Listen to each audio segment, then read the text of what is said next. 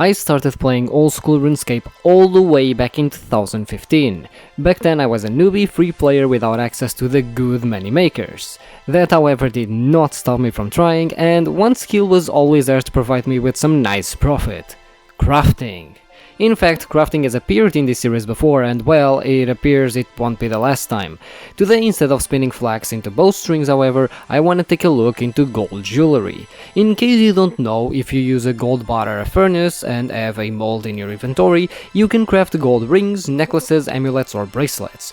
The requirements are shockingly low, ranging from level 5 for gold rings to level 8 for gold amulets. Well, since gold amulets were the highest level, that's exactly what I used to do for GP, and did so well into the 50s. Even though I was a free player, crafting was actually my highest skill.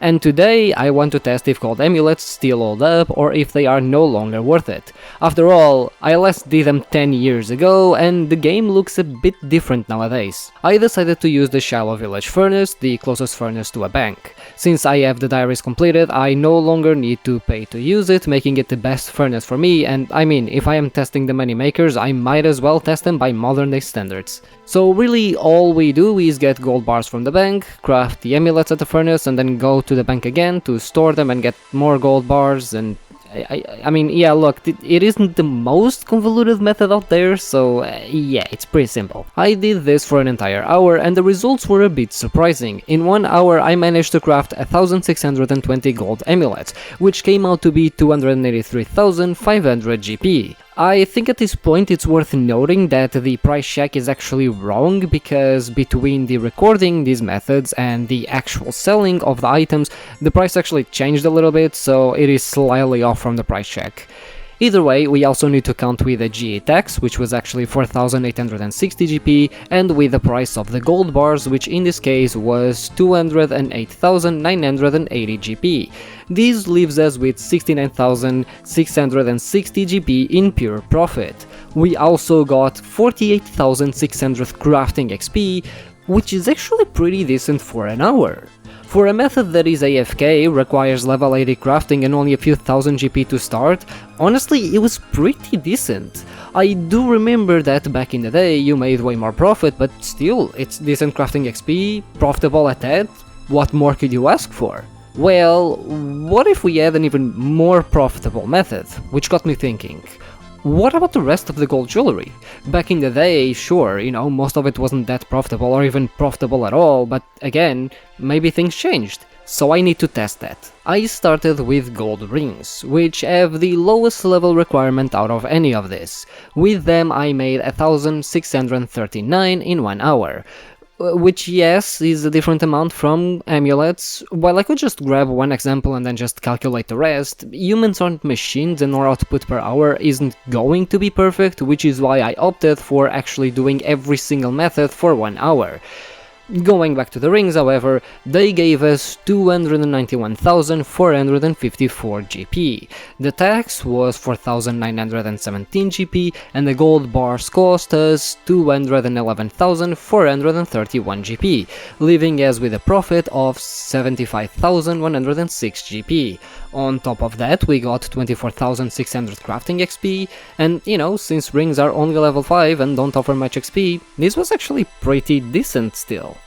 Next up, I decided to tackle the necklaces, the second lowest level requirement out of the bunch. I managed to make 1665 necklaces in 1 hour. Yes, again, a different number. I guess I paid more attention during the necklaces, I don't know. They sold for 340,915 GP with a GE tax of 6,660 GP. Taking that away, as well as the price of the gold bars, which was 214,785 GP, we are left with 119,470 GP of profit. And we also got 33,300 crafting XP.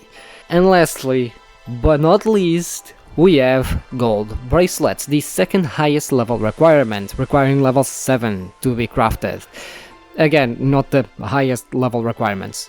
For these I actually managed to make 1647 in 1 hour, they price checked at 479,277 GP, taking away the price of bars, which was 212,579 GP, as well as the GE tax, which was 8,235 GP, we are left with 258,579 GP, as well as 41,200 crafting XP. And there we have it. All in all, I'm actually super surprised with how good of a method it can still be, and the amount of XP we got was pretty good as well.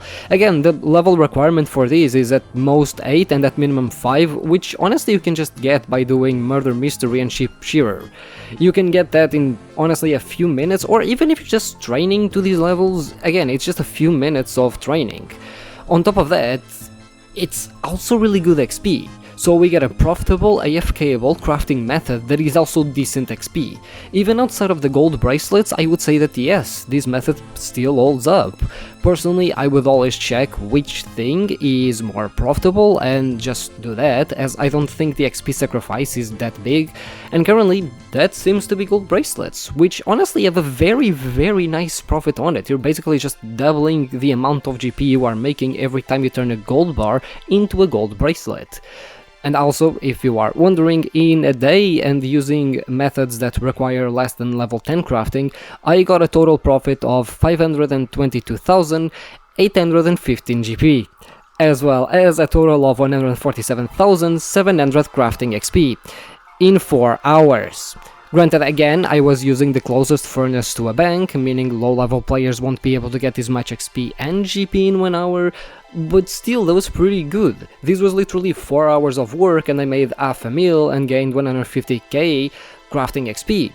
All in all, again, the method doesn't really require anything other than level between 5 to 8 crafting. Very good. I guess we also have gold tiaras, I guess. Honestly, no one cares about them, so I just kind of ignore them. Anyway, if you like the content, subscribe, like the video, and I'll see you in the next one.